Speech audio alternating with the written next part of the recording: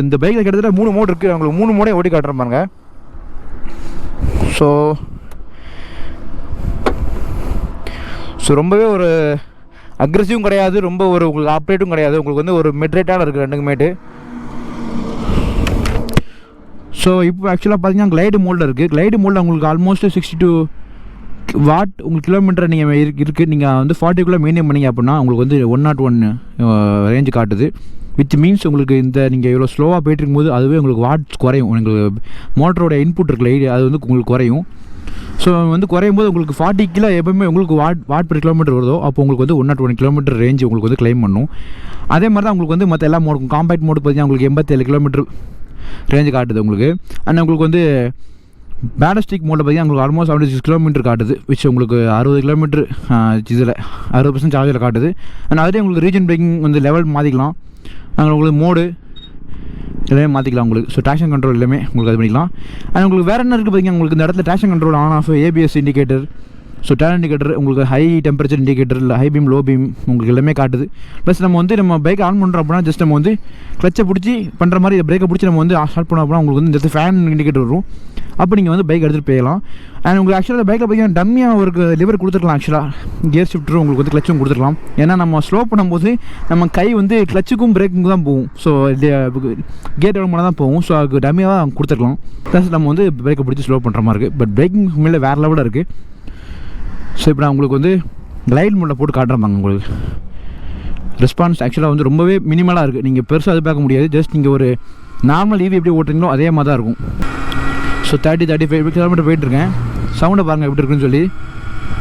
சடனாக திருக்குன்னு அப்படின்னா உங்களுக்கு வந்து எந்த அளவுக்கு ரெஸ்பான்ஸ் இருக்குது பாருங்கள். இப்போ இவ்வளோ தான் கைஸ். ஸோ இதுதான் நம்ம எவ்வளோ தான் வந்து நம்ம ஆக்சிடென்ட் போட்டு ரெவ் பண்ணாலும் நமக்கு வந்து ஒரு சர்டன் ரேஞ்சு தான் போகும். ஸோ அவ்வளோதான் இன்புட் எடுத்துக்கும், அதுக்கு மேலே உங்களுக்கு போகாது. ப்ளஸ் உங்களுக்கு ரீஜன் பிரேக்கிங் இருக்குல்ல, ஸோ இதை பற்றி அவங்க கண்டிப்பாக சொல்கிறேன். ரீஜன் பிரேக்கிங் ஆக்சுவலாக வந்து பார்த்தீங்கன்னா ஒரு யூனிக்கான ஃபீச்சர் ஆக்சுவலாக அந்த பைக்கை போய் சொல்லணும் அப்படின்னா. ஏன்னா நீங்கள் எவ்வளோ நீங்கள் பெஸ்ட் நம்ம பைக்கில் போய்ட்டுருக்கோம், நம்ம லெவல்ஸ் ஆஃப் நீங்கள் மாற்றிக்கலாம். ரீஜன் பைக்கை பொறுத்த மட்டும் உங்களுக்கு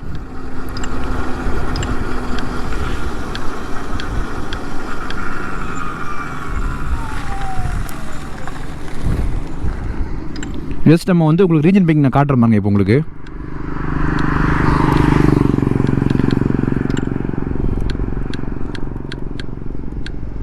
ரீஜன் பிரேக்கிங் பார்த்தீங்கன்னா வந்து நம்ம வந்து இதிலே நம்ம வந்து கூட்டி குறைச்சிக்கலாம். நம்ம எவ்வளோ தூரம் கூட்டி வைக்கிறோமோ அவ்வளோ தூரம் உங்களுக்கு வந்து வீல் வந்து ஃபாஸ்ட்டாக ஸ்டாப் ஆயிரும்.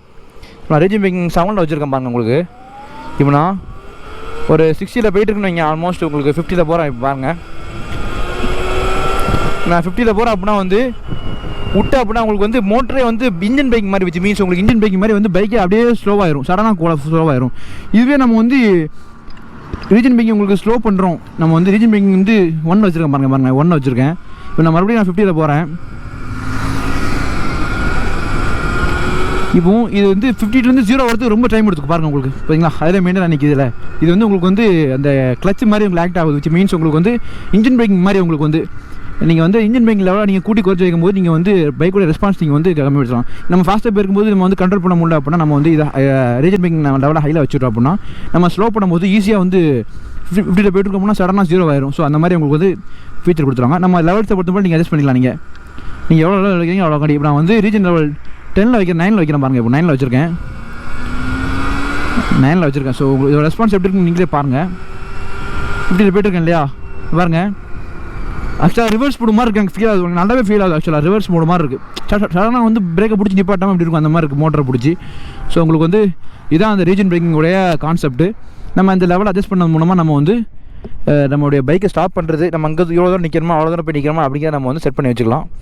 நமக்கு வந்து ரொம்பவே யூஸ்ஃபுல்லாக இருக்கும். ஆக்சுவலாக கிட்டத்தட்ட ஒரு சேஃப்டி ஃபீச்சர் மாதிரி இருக்குது இந்த பைக்கில் இருக்குது. ஏன்னா நம்ம கரெக்டாக கொடுத்துட்டோம் அப்படின்னா பைக்குடைய பவர் தெரியாமல் நம்ம வந்து ரெவ் பண்ணுறாங்க. ஏன்னா ஆல்மோஸ்ட் உங்களுக்கு 36 HP பவர் ப்ரொடியூஸ் பண்ணுது இந்த பைக்குடைய மோட்டர். நியூட்டன் டார்க்கை பொறுத்த மட்டும் 90 Nm டார்க் ப்ரொடியூஸ் பண்ணுது. ஸோ பயங்கரமாக அக்ரெசிவாக இருக்கும் பைக்கை ஓட்டும் போது. ஸோ நீங்கள் கிளைடு மோட்டை பொறுத்த மட்டும் பெருசாக நீங்கள் வந்து ஃபீல் பண்ண முடியாது. இங்கே பவரை பொறுத்த மட்டும் நீங்கள் எவ்வளோ ரெவ் பண்ணாலும் இவ்வளோ லிமிட் தான் உண்டு, அதுக்கு மேலே போகாது. உங்களுக்கு இது வந்து கிட்டத்தட்ட உங்களுக்கு வந்து அர்பன் மோட் மாதிரி நீங்கள் மற்ற பைக்கில் கம்பேர் பண்ணும்போது. ப்ளஸ் உங்களுக்கு வந்து ரைடு மோடு சேஞ்ச் பண்ணுறது பார்த்தீங்கன்னா உங்களுக்கு ஜஸ்ட் நம்ம இதிலே நம்ம டேப் பண்ணி சேஞ்ச் பண்ணிக்கலாம். உங்களுக்கு அடுத்த பார்த்து தெரியும் நினைக்கிறேன். ஸோ இப்போ வந்து காம்பேக்ட் மோடில் இருக்குது இல்லையா. இப்போ இங்கே பாருங்கள் உங்களுக்கு நான் இதோட ரெஸ்பான்ஸ் காட்டுறேன் பாருங்க. இப்போ நீங்கள் கிளைடு கம்பேர் பண்ணும்போது கொஞ்சம் பவர்ஃபுல்லாக இருக்குது. உங்களுக்கு அந்த த்ராட்டில் ரெஸ்பான்ஸே ஃபீல் ஆகுது பாருங்கள். குயிக்காக வந்து 100 பேர் நினைக்கிறேன். பார்த்தீங்களா, ரீஜன் பிரேக்கிங் 9ல் இருக்காங்க, உங்களுக்கு சடனாக வந்து 0 ஆயிரும். அப்புறம் பிரேக்கிங் பண்ணும்போது நம்ம வந்து கண்ட்ரோல் ஈஸியாக எடுத்துக்கலாம். ஸோ அதான் அந்த ரீஜன் பிரேக்கிங்குடைய கான்செப்ட், வேறு எதுவும் கிடையாது. உங்களுக்கு காம்பேக்ட் மோடை பொறுத்த மட்டும் வந்து நீங்கள் அந்த கிளைடு மோடை கம்பேர் பண்ணும்போது கொஞ்சம் அதிகமான ஃபாஸ்ட்டில் நீங்கள் வந்து வெஹிக்கிள் ஆப்ரேட் பண்ணலாம். ஸோ உங்களுக்கு பேலஸ்டிக் மோடில் பார்த்தீங்கன்னா உங்களுக்கு வந்து கம்ப்ளீட்டாக தீமே சேஞ்ச் ஆகுது. ரெட் கலர் இருக்குது பார்த்தீங்களா. ஸோ இதான் வந்து ரொம்ப டேஞ்சரான மோட் ஆக்சுவலாக என்னை பொறுத்த மட்டும்.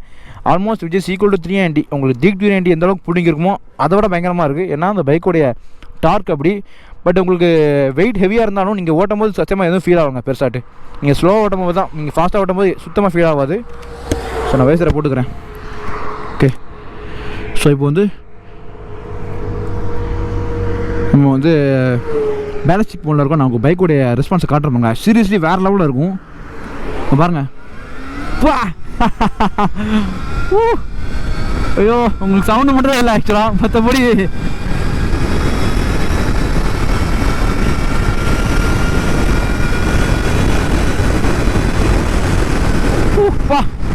ஆல்மோஸ்ட் 130 ரொம்ப மேட்ரில் ஈஸியாக போயிடும். அண்ட் ஆக்சுவலாக அந்த பைக்கோட உங்களுக்கு டாப் ஸ்பீடு கிட்டத்தட்ட 154 போகும், 155 போகும்னாங்க. நான் வந்து நேரத்தை பைக்கோட டாப் ஸ்பீடு செக் பண்ணிட்டேன் ஆக்சுவலாக, அதான் உண்மை. கிட்டத்தட்ட 153 போனேன்னு நினைக்கிறேன், ஐ திங்க் ஸோ. நான் 60ல் போயிட்டுருக்கேன் கைஸ். ஆக்சுவலாக வந்து இதுதான் ஒரு பெரிய ஒரு விஷயம். ஆக்சுவலாக இப்போ 60ல் போயிட்டுருக்கேன். இப்போ நான் சடனாக வந்து எடுத்து கொடுத்து போகணும் அப்படின்னா நம்ம கியர் பைக் மாதிரி இல்லாமல் இது டார்க்கும் உங்களுக்கு பவர் அதிகமாக இருக்கனால ரெஸ்பான்ஸ் ரொம்பவே ஈஸியாக இருக்குது. நம்ம அடுத்த கியர் ஷிஃப்ட் பண்ண தேவையில்லை. ஸோ வந்து ஒரு சடன் டெலிவரி இருக்கனால உங்களுக்கு வந்து 40 to 50 to 100 ஈஸியாக எடுத்துருவீங்க பாருங்க. சடனாக ரெஸ்பான்ஸ் இருக்கும். ஐயோ, ஆல்மோஸ்ட் 110 போகுது பாருங்கள். ரொம்பவே சாலிடாக இருக்குது பைக்கு. பட் விண்ட் பிளாஸ்ட் பயங்கரமாக இருக்குது ஆக்சுவலாக. விண்ட் பிளாஸ்ட் ரொம்பவே மோசமாக இருக்குது. ஏன்னா உங்களுக்கு வயசில் எதுவுமே கிடையாது ஃப்ரெண்டில்.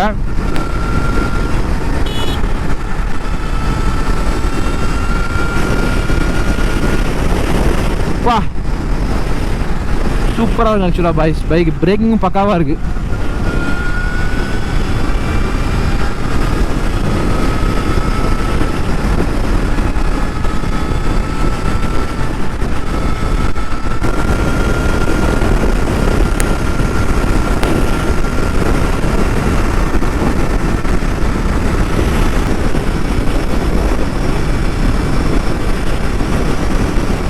கைஸ் 100 கிலோமீட்டர் ஸ்பீடில் போயிட்டுருக்கேன். வைப்ரேஷன் எதுவுமே இல்லை கைஸ், பக்காவாக இருக்குது பைக்கு. ரொம்ப சாலிடாக இருக்குது. அண்ட் உங்களுக்கு விண்ட் பிளாஸ்ட் ஆக்சுவலாக பயங்கரமாக இருக்குது பைக்கில். விண்ட் பிளாஸ்ட் தான் ரொம்ப மோசமாக இருக்குது. நீங்கள் நேக்கல் பைக் மாதிரி உங்களுக்கு வந்து ஃப்ரண்டில் போர்ஷன் இருக்கனால உங்களுக்கு வயசில் எதுவுமே கிடையாது. ஸோ விண்ட் பிளாஸ்ட் வந்து ரொம்ப அதிகமாக இருக்குது. நீங்கள் வந்து 100 மேலே போகும்போது பார்த்தீங்கன்னா வந்து பயங்கரமாக மூஞ்சில் அடிக்குது. நம்ம வந்து கொஞ்சம் டக் பண்ணி ஓட்டணும் அப்படின்னா வந்து ஆல்மோஸ்ட் உங்களுக்கு வந்து ஒன்றுமே தெரியல பெருசாட்டு. நீங்கள் டக் பண்ணி ஓட்டிங்கன்னா ஆல்மோஸ்ட் 150 ஈஸியாக ரீச் பண்ணிடலாம். ப்ளஸ் நம்ம வந்து இந்த மாதிரி அப்ரேட்டே ஓட்டிகிட்டு இருந்தோம் அப்படின்னா கண்டிப்பாக உங்களுக்கு வந்து இந்த விண்ட் பிளாஸ்ட் ரொம்பவே அதிகமாக ஃபீல் ஆகும். உங்களுக்கு கேமராலே ஃபீல் ஆகும் நினைக்கிறேன். ஸோ காற்று பயங்கரமாக அடிக்குது ஃப்ரெண்டில்.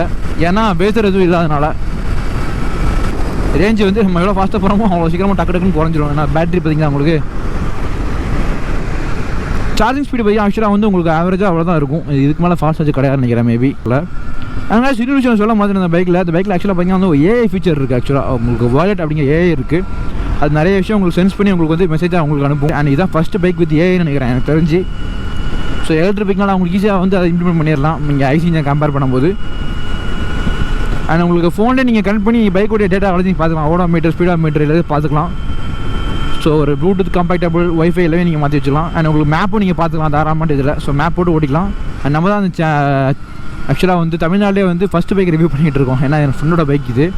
நான் முன்னாடியே பண்ண பார்த்தேன், எனக்கு டைம் ஆக்சுவலாக கிடைக்கல. அதனால தான் இவ்வளோ நேரம் ஆகிடுச்சு இந்த பைக்கை ரிவ்யூ பண்ணுறதுக்கு. அண்டு உங்களுக்கு தமிழில் நம்ம தான் ஃபஸ்ட் ரைட் ரிவ்யூ பண்ணுறோம்னு நினைக்கிறேன். I think so. எனக்கு தெரிஞ்சு எத்தனை பேர் வீடியோ போட்டிருக்காங்கன்னு தெரியல. ரைட் ரிவ்யூ பண்ணி வாக்கரும் நிறைய பேர் போட்டிருக்காங்க. பட் ரைட் ரிவ்யூ வந்து எத்தனை பேர் போட்டிருக்காங்கன்னு தெரியல. அங்கே உங்களுக்கு வந்து பைக்கோட ரிவர்ஸ் மோடை பொறுத்த மட்டும் ஜஸ்ட் பிரேக்கை ஹோல்ட் பண்ணிட்டு ஓப்பனை லாங் ப்ரெஸ் பண்ணால் போதுங்க. உங்களுக்கு இதில் ரிவர்ஸ் காமிச்சிரும். உங்களுக்கு பாருங்கள் ரிவர்ஸ் வருது பாருங்கள். ஸோ இதாங்க ரிவர்ஸு. உங்களுக்கு ரிவர்ஸ் வந்து ஆல்மோஸ்ட் 3 கிலோமீட்டர் ஸ்பீடு அதிகமாக போட்டுருந்தாங்க. ஸோ 3 கிலோமீட்டர் ஸ்பீடில் தான் போகுது. ஸோ நம்ம வந்து கட் பண்ணோம் அப்படின்னா கட் பண்ணி விட்டு ஸோ திருப்பி நம்ம வந்து பிரேக்கை பிடிச்சி நம்ம வந்து இந்த லாங் ப்ரெஸ் பண்ணோம் அப்படின்னா நம்ம வந்து நார்மலாக வந்து மோடுக்கு மாறிடுது. ரிவர்ஸ்லேருந்து ஃபார்வர்டுக்கு மாறிடுது. ஸோ கைஸ் இப்போ நம்ம ஹில் ஹோலில் போயிட்டுருக்கோம் அப்படின்னா வந்து உங்களுக்கு இந்த ஃபீச்சர் காட்டுறாங்க. ஆக்சுவலாக கொஞ்சம் ஸ்லோப் மாதிரி இருக்குது. இல்லை நம்ம நார்மலாக நிற்கிறோம் அப்படின்னா வந்து கண்டிப்பாக வண்டி ரிவர்ஸில் வந்துடும். பாருங்க நான் ஹில் ஹோல்டு ஆஃபில் இருக்கேன். இப்போது பிரேக் பிடிச்சி நின்றுட்டுருக்கேன். ஓகேவா, உங்களுக்கு வந்து ஹில் ஹோல்டு வந்து ஆஃபில் இருக்குது. ஓகே, ஸோ இப்போ ஆஃபில் இருக்குது. நான் விட்டு அப்படின்னா வந்து வண்டி ரிவர்ஸ் போகுது இல்லையா? ஸோ அப்படியே ரிவர்ஸ் போகுது. ஸோ வந்து இதான் வந்து ஹில் ஹோல்டு ஃபீச்சர். இப்போ நான் இதை ஆன் பண்ணுறேன் பாருங்க. ஜஸ்ட் ஆன் பண்ணிட்டேன். இப்போ நாங்கள் வந்து அந்த ஸ்லோப்பில் நிற்கிறேன். அவ்வளோதாங்க, அவ்வளோதான், வண்டி லாக் ஆகிடுச்சு பாருங்கள்.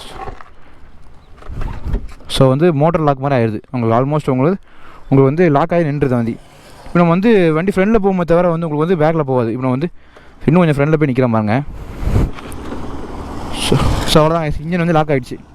ஸோ இப்போ நம்ம வந்து இதான் ஹில் ஹோல்டு ஃபீச்சருங்கிறது. உங்களுக்கு வந்து ஆல்மோஸ்ட் 4 இதில் வண்டி ஸ்லோப் இருக்கும். பைக் வந்து அப்படியே பக்காவாக நிற்கிது. ஆல்மோஸ்ட் 200 kg பைக் வந்து கிட்டத்தட்ட 197 kg உங்களுக்கு வந்து இந்த ஸ்லோப்பில் வந்து நிற்கிது. இது நம்ம ஹில் ஹோல்டு ஃபீச்சர் ஆஃப் பண்ணோம் அப்படின்னா வந்து ரிவர்ஸில் போயிடும். அப்படிங்கவா? இப்போ நான் உங்களுக்கு ஹில் ஹோல்டு ஃபீச்சர் ஆஃப் பண்ணி காட்டுறேன் பாருங்க. நான் ஜஸ்ட் உங்களுக்கு ஹில் ஹோல்டு ஃபீச்சரை வந்து உங்களுக்கு ஆஃப் பண்ணி காட்டுறேன் பாருங்க. ஸோ இப்போ ஆனில் இருக்குது இல்லையா? ஆஃப் பண்ணிட்டேன் உங்களுக்கு சடனாக அது ரிவர்ஸில் போயிடும். ஸோ இதான் வந்து இந்த ஃபீச்சர். உங்களுக்கு வந்து நீங்கள் ஹில்ஸ் இறங்க அப்படின்னா ஈஸியாக நம்ம வந்து ஹில் ஹோல்ட் பண்ணி நம்ம வந்து யூஸ் பண்ணிக்கலாம். நான் சிங்கிளாக இருக்க போய் இது வந்து தாங்குது, டபுள்ஸாக இருக்க போய் எப்படின்னு தெரியல. நம்ம நெக்ஸ்ட் வீடியோவில் கண்டிப்பாக நம்ம டபுள்ஸுக்கு வந்து எந்த அளவுக்கு இது வந்து ஹில் ஹோல்டு வந்து ஸ்ட்ராங்காக நிற்கிது அப்படிங்கிற நம்ம செக் பண்ணி பார்க்கலாம். ஸோ இப்போ நம்ம ஹைவேல ஏறி அப்படியே இந்த வீடியோ முடிச்சிடலாம். ஓகே, நான் ஏதாவது விட்டுருந்தேன் அப்படின்னா மறக்காமல் நீங்கள் வந்து அதையும் எனக்கு ஞாபகப்படுத்துங்க. நீங்கள் டிஎம் பண்ணுங்கள் இன்ஸ்டாகிராமில் வாட் மேபி. ஓகே, ஏன்னா நான் நிறைய ஃபியூச்சர் பைக்கில் இருக்கு. நான் இதை பற்றி பேசலை, பெருசாக ஒரு கீ ஃபீச்சர் மட்டும் தான் பேசியிருக்கேன், பெருசாக இதை பற்றி பேசுகிறேன். அண்ட் நம்ம சேனல் மறக்காம சப்ஸ்கிரைப் பண்ணுங்கள். So see you guys in next video until it's from MPM Vlogs. Bye bye, stay tuned. நான் கொஞ்சம் பேலன்ஸுக்கு மூலம் என்ஜாய் பண்ணிட்டு வரேன் guys. Bye bye.